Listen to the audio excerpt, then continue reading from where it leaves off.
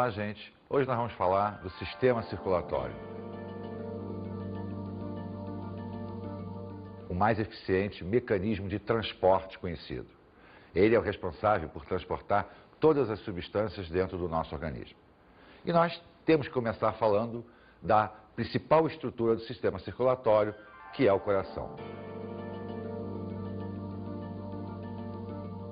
Vamos olhar a situação anatômica do coração, suas partes e posição dentro do nosso organismo. Vamos lá. O nosso coração, ele fica na região central do tórax, atrás do osso denominado de externo, entre os dois pulmões, numa região chamada de mediastino. Vamos observar.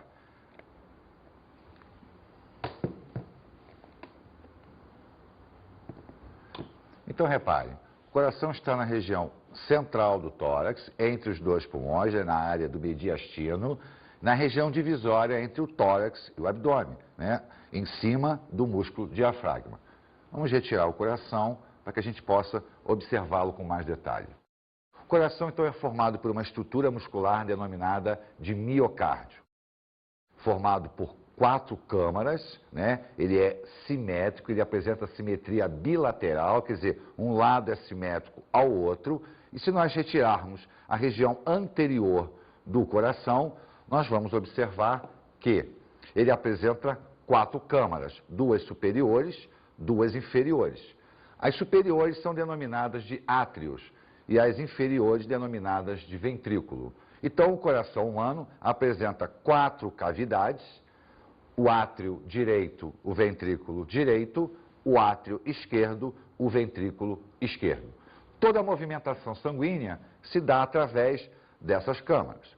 Ocorre que entre as câmaras superiores, os átrios, e as câmaras inferiores, os ventrículos, existem válvulas que vão impedir que o sangue retorne dos ventrículos para os átrios. Do átrio direito para o ventrículo direito, existe uma válvula denominada de tricúspide. Entre o átrio esquerdo e o ventrículo esquerdo, uma válvula denominada bicúspide, mais popularmente conhecida como válvula mitral. Na saída dos vasos sanguíneos também existem válvulas, sempre impedindo que haja o refluxo do sangue. Com isso, o sentido sanguíneo é sempre unidirecional. Não há refluxo, porque se houvesse, o coração começaria a apresentar dificuldade no batimento cardíaco dele. Então, essa pequena máquina bate N vezes durante toda a nossa vida, né? Desde os primórdios da formação embrionária, depois fetal, após o nosso nascimento, até ele parar de se contrair, até cessar o seu funcionamento. É interessante nós salientarmos que o batimento cardíaco, quer dizer, aquele barulho que a gente escuta dele, não é ele fazendo barulho. A musculatura não faz barulho. Se fizesse, quando nós andássemos, nós seríamos uma orquestra sinfônica. A musculatura é igual. O que faz barulho é o fechamento das válvulas. Quando as válvulas se fecham para impedir o refluxo, esse é o barulho. E quando esse barulho se altera, é porque a válvula não está funcionando direito. E aí nós conhecemos com o nome de sopro cardíaco. Na realidade, o sopro é uma falha do fechamento de uma válvula qualquer, da mitral, da tricúspide, das sublunares, que são as que controlam a saída vascular. Então o médico sabe, pelo barulho, que alguma delas não está funcionando direito. Vamos escutar agora um médico cardiologista falando das alterações de funcionamento cardíaco quando nós estamos apaixonados. Vamos ver. A resposta que ocorre no caso de paixão específico, que é uma situação que envolve uma série de parâmetros, não especificamente, eu não posso dizer que é só isso e isso que vai ocorrer, mas são vários. Depende também da personalidade da pessoa envolvida na paixão. No caso, dependendo do sexo, a resposta é diferente, e dependendo da personalidade da pessoa, se ela é mais envolvida afetivamente ou não, isso tudo interfere na resposta. A resposta básica, no caso da paixão, seria uma adaptação circulatória específica causada pelo desencadeamento de descarga hormonal que ocorre para suprir a demanda energética provocada pelo sentimento. Então, a sensação física altamente, no caso, provocante, que faz com que haja uma descarga hormonal de todos os hormônios envolvidos numa resposta de alerta. Então, a pessoa causa o seguinte: eu descarrego no meu sangue adrenalina, noradrenalina, epinefrina, cortisol, serotonina, todas as substâncias envolvidas nessa atitude de alerta do organismo. Quer dizer, eu vou deixar meu corpo pronto para agir nesse sentido. Isso é uma resposta fisiológica que a gente tem que interpretar como também um estímulo específico para manter a raça em dia, procriação, né? Então, eu deixo o sistema pronto para agir, para ficar mais alerta, mais ativo. Essas substâncias todas causam alterações específicas em vários órgãos. Então, eu vou causar o quê? Vasodilatação, para que haja um aumento de aporte de sangue e oxigênio para os órgãos na hora que eu precisar utilizar esses órgãos. Vai haver um aumento da frequência cardíaca e um aumento da pressão arterial, que são secundárias ao aumento da demanda circulatória. Então, a pessoa sente o coração bater mais rápido e sente que fica assim, alta, extasiada, justamente causada pela secreção de outros hormônios, por exemplo, a serotonina e a endorfina. Esses hormônios, inclusive, se mantêm e a pessoa sente que está mais leve. Isso dá essa sensação de prazer, que são substâncias justamente que interferem no sistema límbico do cérebro e que dão essa sensação de bem-estar, entende? Então, essas alterações cardíacas, circulatórias, são basicamente para colocar a pessoa numa situação de maior demanda, de eventualmente ela ter, por exemplo, um envolvimento sexual, em que ela vai utilizar todas essas alterações. Bem, nós sabemos que as alterações emocionais acabam interferindo no funcionamento cardíaco. Isso porque todo o sistema automático, seja ele circulatório, respiratório, urinário, ele depende do funcionamento do nosso chamado sistema nervoso autônomo, muito ligado ao sistema nervoso central. Então, as emoções interferem fundamentalmente na frequência cardíaca, no nosso dia a dia, no nosso funcionamento orgânico. Vamos falar agora dos vasos sanguíneos. Vamos dar uma olhada inicialmente aqui na nossa modelo. Nós observamos que existem vasos pintados de azul e de vermelho. Na realidade, essa nomenclatura aqui é para demonstrar a diferença de sangue, um com maior concentração de oxigênio, lembra? Do sangue arterial, pressão parcial de oxigênio alta, e o venoso, pressão parcial de gás carbônico alta. Porém, existem 3 tipos de vasos básicos: as artérias, as veias e os capilares, e 2 ramificações, as arteríolas e as vênulas. O que significa cada uma delas? As artérias são vasos sanguíneos de parede muscular bem grossa, que tem a função de levar o sangue do coração para qualquer parte do corpo. Então, a artéria é o vaso sanguíneo que afasta o sangue do coração.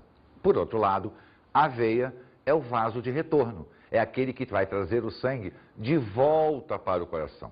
Acontece que, na grande maioria dos casos, as veias funcionam em sentido antigravitacional, ou seja, o fluxo sanguíneo delas é contra a força da gravidade. Por esta razão, as veias possuem válvulas internas que impedem o refluxo do sangue, mantendo sempre esse sangue no sentido unidirecional, do corpo para o coração.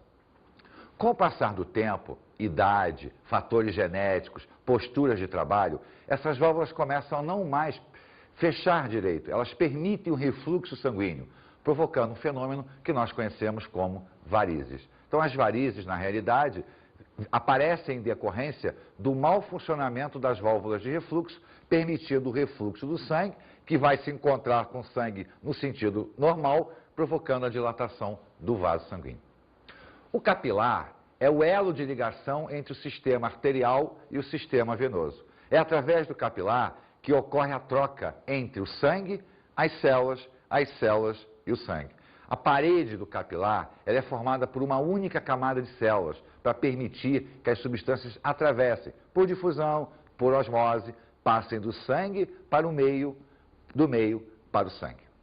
Só que existe uma diferença muito grande de calibre entre artéria, veia e capilar. Por esta razão, nós temos dois vasos que são as ramificações, o elo de ligação entre esses dois sistemas. São as arteríolas, que são as ramificações das artérias, as vênulas, que são as ramificações das veias. Então, se nós observarmos de uma maneira bem ampla o sistema circulatório, o sangue sairia pelas artérias, arteríolas, capilares. Capilares, vênulas, veias, de volta ao coração. Ou seja, o nosso sistema, ele é fechado. O sangue circula apenas dentro dos vasos sanguíneos. Nós vamos observar agora os principais vasos sanguíneos ligados diretamente ao coração. Vamos ver. Nós temos aqui em vermelho a maior artéria do nosso corpo, que é a artéria aorta. Ela sai do ventrículo esquerdo, que é esse trecho aqui, faz isso, e a partir dela todo o sangue será distribuído para o corpo. Esse outro grande vaso azul aqui é a veia cava, que recolhe o sangue proveniente do corpo. Nós temos a cava inferior e a cava superior. Ela recolhe o sangue cabeça, tronco e o restante do corpo, entrando no átrio direito. Esse outro vaso azulzinho aqui é a artéria pulmonar. Ela vai levar o sangue do ventrículo direito para os pulmões, para que possa ocorrer a hematose. Feita a hematose, o sangue retorna ao átrio esquerdo através das veias pulmonares. Vamos dar uma olhada em detalhe.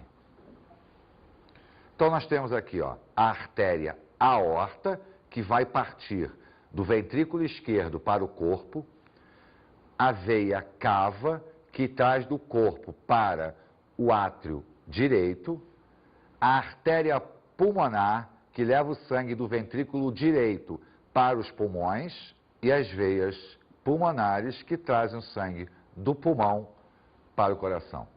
Observe que nós sempre aprendemos que a artéria carrega sangue rico em oxigênio e veia carrega sangue rico em gás carbônico. Aqui está a prova de que isso não é verdade.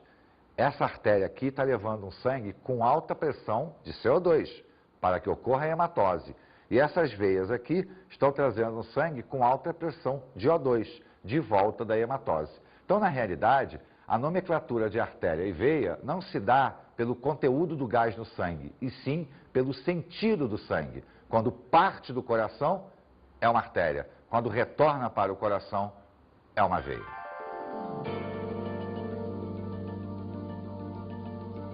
Vamos falar agora sobre a fisiologia cardíaca, ou seja, como o nosso coração funciona para que mantenha sempre o sangue circulando pelo nosso corpo.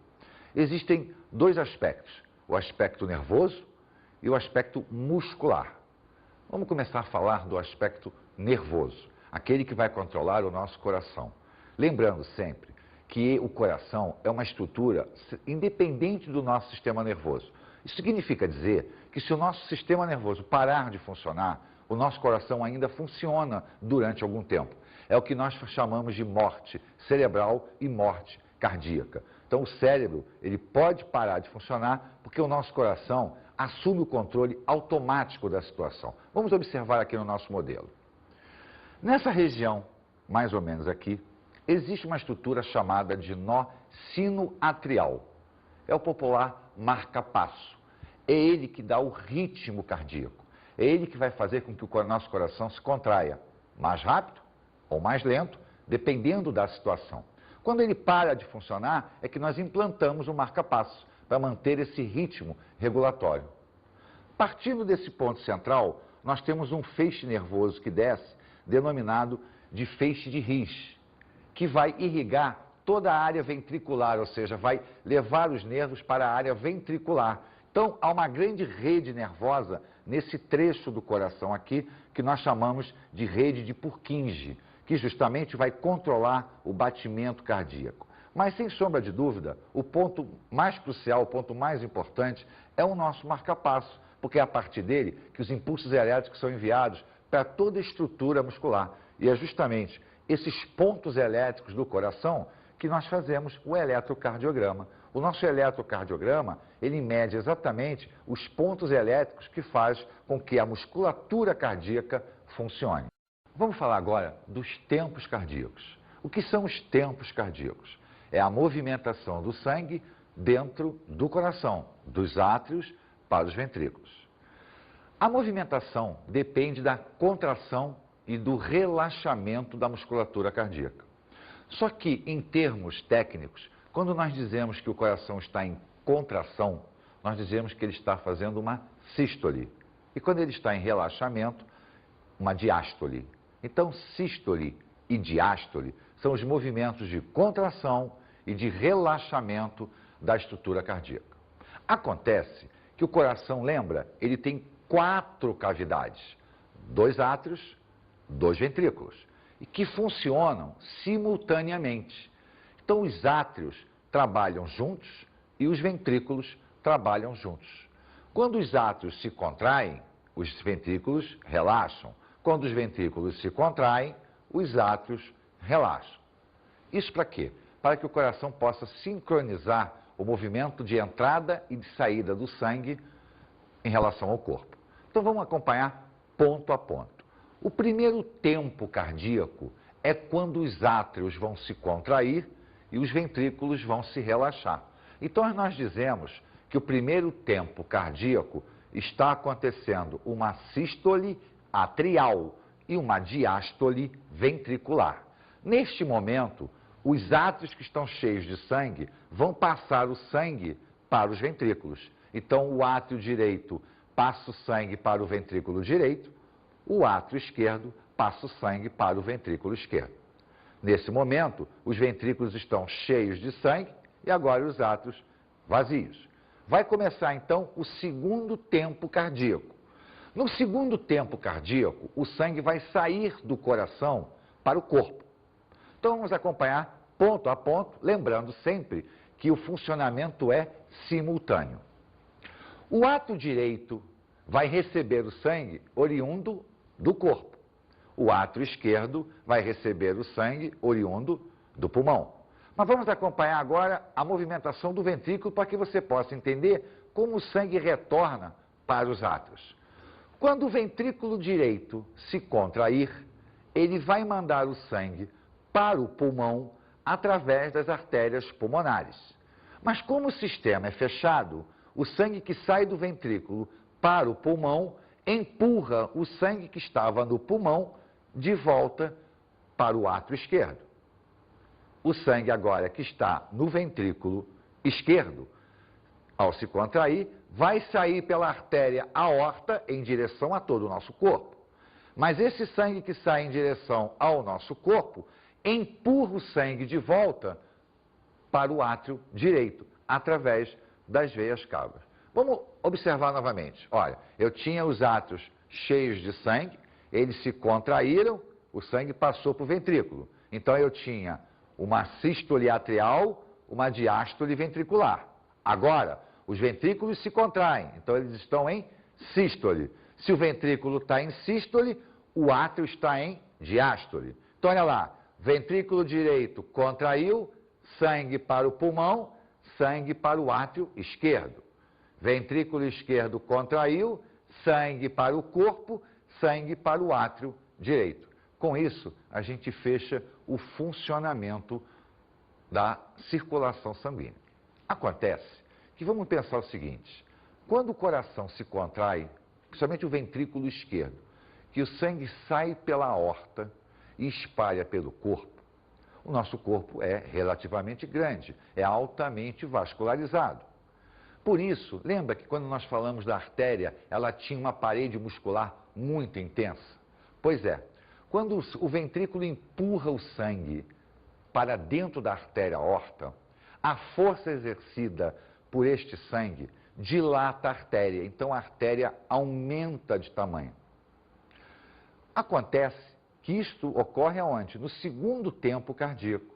De repente, a força de saída do sangue não existe mais. Por quê? Porque nós estamos no primeiro tempo, lembra? O sangue do átrio para o ventrículo. Como não existe mais força do sangue saindo do coração para a artéria volta ao seu tamanho normal. Mas acontece que quando ela volta para o seu tamanho normal, ela continua empurrando o sangue para frente. Então, olha só, quando o ventrículo manda o sangue para a artéria abre. Quando ele não está mandando sangue para a artéria fecha. Só que a força que o sangue faz quando sai é muito alta, porque está ocorrendo o quê? A sístole ventricular. É a hora que o sangue aumentou dentro da artéria, o volume aumenta. Por isso, nós dizemos que a pressão que está ocorrendo ali na artéria é uma pressão sistólica. Por quê? Porque é o ventrículo que está em sístole mandando o sangue para fora. Essa pressão sistólica é popularmente conhecida como pressão máxima. Por outro lado, quando o ventrículo não está mais mandando sangue para a artéria, que a artéria está voltando ao seu tamanho normal, o ventrículo está em diástole. Então, nós dizemos que a pressão é diastólica, popularmente conhecida como pressão mínima. Então, a pressão máxima e a pressão mínima é justamente a força que o sangue está exercendo na parede do vaso sanguíneo. Isto é importante, porque se houver uma diferença de pressão, uma alteração na pressão, esse funcionamento pode ser prejudicado e automaticamente poderá provocar sequelas no nosso corpo. Vamos escutar uma enquete que foi feita com as pessoas, perguntando a elas se elas conhecem alguém que tem pressão alta, se elas já souberam de pessoas ou conhecem pessoas que faleceram em virtude dessa pressão. Vamos à enquete.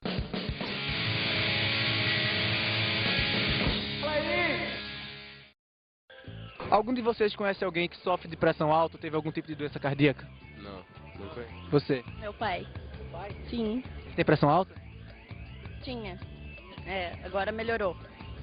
Qual a idade dele? 51. Sabe dizer o que é que causa a pressão alta? Não. Tem comida salgada, sedentarismo, colesterol, gordura. Posso ver se você está com a pressão em dia? Pode. Vamos fazer um teste? Sou o mocó, sou o mocó, sou o mocó. Sou o mocó, sou o mocó, sou o mocó, sou o mocó. Você está com a pressão em dia, sabia? Sabia. A senhora conhece alguém que sofre de pressão alta? Eu. É. O que é que a senhora faz para controlar a sua pressão? Tomo aquele Verapamil. E os hábitos alimentares da senhora são saudáveis? Eu dou. Cortou sal? Cortei o sal, cortei um pouco o açúcar, né? E mais verdura, sou mais vegetariana do que carnívora. Mas está dando umas boas caminhadas? Caminho agora mesmo vim lá da universidade. Olha aí que bom. Continue assim que a senhora vai continuar a estar com a saúde em dia. Se ficar sedentária em casa só vendo TV, vai ficar com a saúde ruim. Tudo bem. Olha só.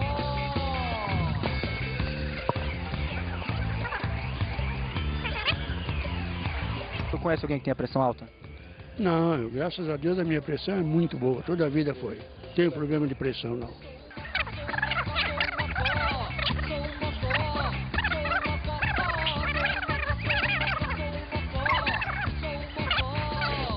Tá normal? Tá normal. Tá 12 por 8. Tá descendo um pouco, mas tá 12 por 8. Ah, mas tá boa. Minha pressão nunca foi alta e nunca foi baixa.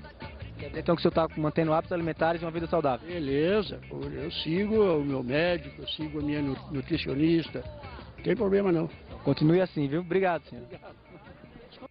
Toda essa movimentação, ela acontece porque o coração se contrai, o coração relaxa. Esse contrair e esse relaxar, nós chamamos de frequência cardíaca. A frequência cardíaca, então, é a contagem de quantas sístoles vão ocorrer durante 1 minuto. Então, quando a gente diz assim, o coração está batendo 80 vezes por minuto, na realidade, nós estamos falando apenas da sístole ventricular. Por quê? Porque é aquela que a gente mede, que a gente coloca a mão no pulso, no pescoço, para pegar o batimento da carótida. Então, quando a gente mede a frequência cardíaca, se nós pararmos para pensar, na realidade, o nosso coração já trabalhou o dobro. Por que o dobro? Porque como nós só estamos contando a sístole ventricular, em momento nenhum se pensou na sístole atrial, que é a hora que ele para de bater para a gente. Quando você conta o batimento, que ele bate e para, na realidade ele não parou de bater. O ventrículo é que não está se contraindo, mas o átrio está se contraindo. Se nós observarmos um coração se contraindo, nós vamos ver que ele tem duas contrações, a sístole atrial, a sístole ventricular. Então ele bate compassadamente. Esse controle do batimento cardíaco, ele é chamado de frequência cardíaca. Bem, mas o coração, lembra, ele manda sangue para o pulmão para ocorrer hematose, manda sangue para o corpo. Então, para efeito de estudo, a circulação foi dividida em dois grandes momentos. O que nós chamamos de pequena circulação ou circulação pulmonar e a grande circulação ou circulação sistêmica. A pequena circulação é aquela que vai levar o sangue do coração para o pulmão, do pulmão para o coração. Então, o trajeto. Nós temos o sangue no ventrículo direito, ele vai sair através das artérias pulmonares, vai para o pulmão, ocorre a hematose, volta pelas veias pulmonares, de volta para o átrio esquerdo. Essa é a circulação pulmonar. A circulação sistêmica é aquela que o sangue sai do ventrículo esquerdo, através da artéria aorta, vai para o corpo, retorna através das veias cavas para o átrio direito. Essa é a circulação sistêmica. Por quê? Porque ela está irrigando todo o nosso sistema orgânico. Acontece que essa movimentação sanguínea, ela vai ter uma finalidade. A finalidade de permitir ao nosso organismo receber gás respiratório, oxigênio, vindo do pulmão. Levar de volta para o pulmão o gás carbônico. Transportar nutrientes, retirar resíduo das células. Ou seja, fazer com que todas as substâncias sejam transportadas ou com a finalidade nutricional para as células, ou com a finalidade de retirar os resíduos e eliminar do nosso organismo. Mas como é feito isso? Nesse momento, entra em ação o capilar. É ele que vai permitir que as substâncias dentro do sangue saiam e cheguem às células. E as que estão nas células retornem para a corrente sanguínea. Esse processo se denomina edema fisiológico. Como as substâncias saem do sangue e chegam às células, como saem das células chegam ao sangue. Esse processo se dá através da rede capilar, que é uma rede muito fina e está bem próxima às nossas células. Se nós observarmos aqui, nós vamos ver que nesse esquema existem duas marcações interessantes, o capilar arterial e o capilar venoso. É bom salientar que não existe um capilar arterial ou um capilar venoso. Capilar é capilar. Essa classificação aqui é feita para que a gente possa entender aonde o capilar está ligado. Se ele está ligado à área arterial, o sangue proveniente das artérias e arteríolas, ou ele está conectado à área venosa, vênulas e veias. Com isso a gente pode entender o fluxo sanguíneo. Ele vai sempre entrar pelo lado arterial e sair pelo lado venoso. Acontece o seguinte, à medida que o sangue caminha da artéria, arteríola e capilar, o tamanho do vaso reduz. Consequentemente, à medida que eu reduzo o tamanho do vaso, a pressão do sangue dentro dele aumenta violentamente. E essa força que o sangue faz na parede do vaso sanguíneo é chamada de pressão hidrostática, que nós representamos por pH. Por outro lado, o sangue é uma mistura. Água, proteína, carboidratos. Lembra do plasma? Pois é. Se ele é uma mistura, ele tem o que nós chamamos de pressão osmótica, que é a capacidade de qualquer mistura em puxar água. Quanto maior a concentração daquela mistura, mais água ela vai puxar. Lembra da osmose? Então, quanto mais água ela puxa, maior a sua pressão osmótica, que nós chamamos de PO. Então, quando o sangue chega na área do capilar arterial, a pressão hidrostática dele é infinitamente maior do que a pressão osmótica. Isso faz com que 80% do plasma que penetra no capilar extravase, ou seja, saia do capilar inundando toda a área em volta dele. Essa inundação plasmática provocada pelo extravasamento do sangue é que nós chamamos de edema. Então, o edema é a inundação do tecido por plasma sanguíneo. Neste caso, ele é fisiológico. Por quê? Porque ele está ocorrendo para que o sangue, ao banhar os tecidos, permita que as células façam a troca.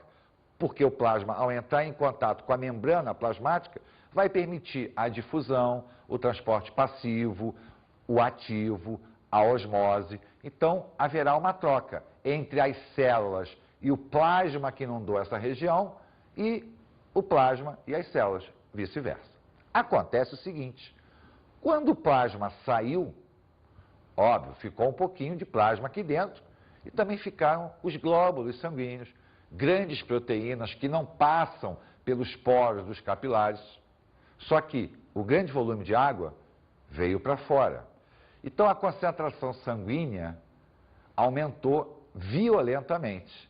Não só a concentração sanguínea aumenta dentro do vaso, como a pressão hidrostática diminui.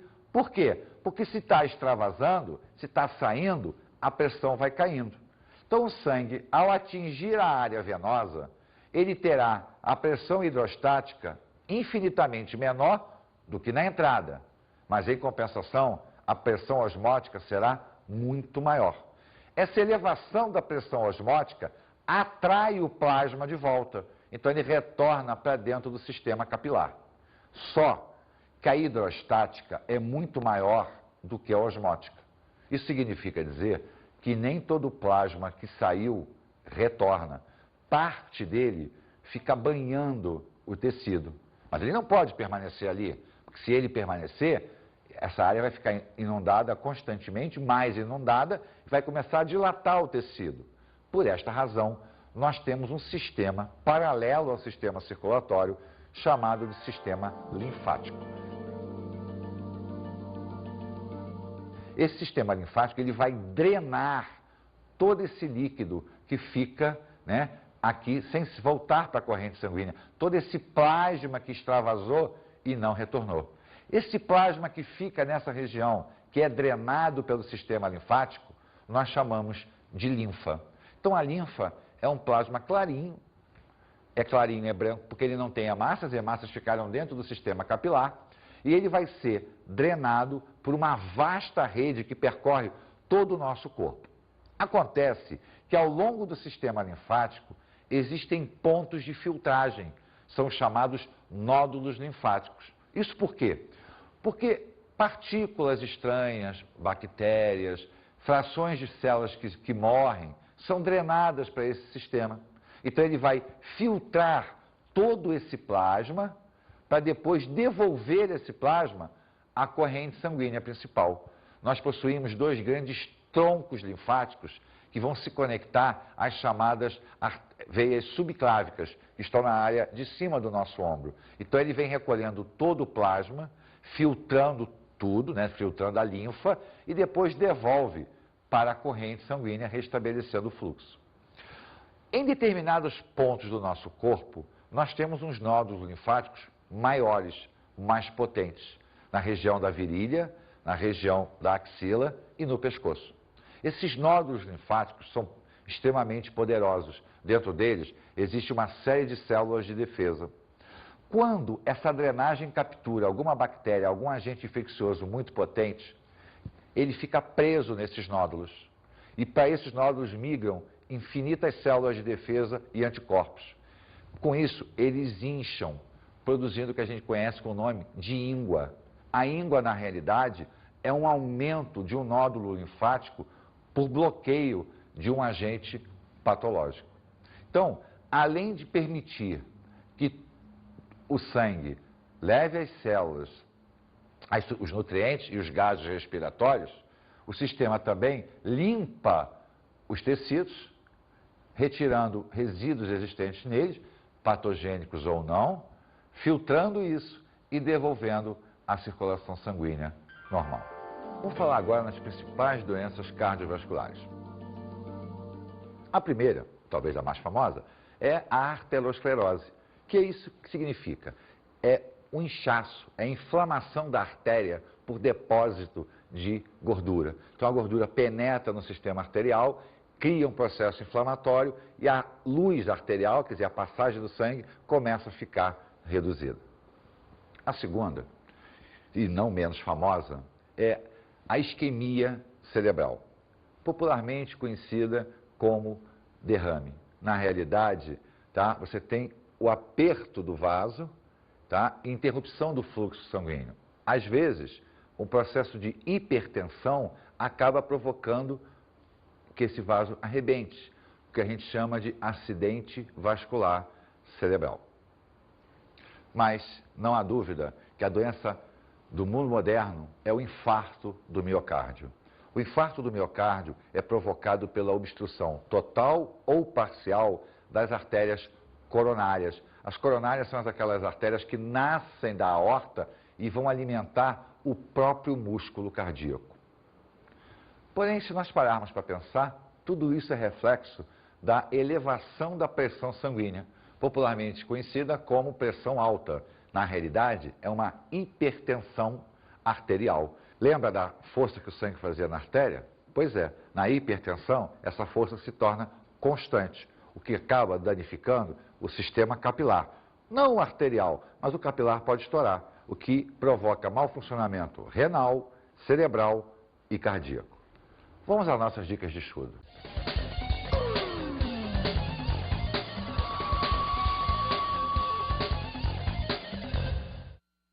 Como dica de estudo, eu falo para vocês, olhe bem o funcionamento cardíaco, formação, câmaras, válvulas, vasos ligados ao coração, a grande e a pequena circulação, a fisiologia cardíaca, como é que ele funciona, a parte elétrica, a parte muscular, o que são os tempos cardíacos, isso é muito importante. Agora, nunca esqueça, como ocorre a troca? O edema fisiológico é de suma importância até para que você possa entender o porquê de existir o sistema circulatório. Ele vai mostrar para você como o sangue troca com as suas células.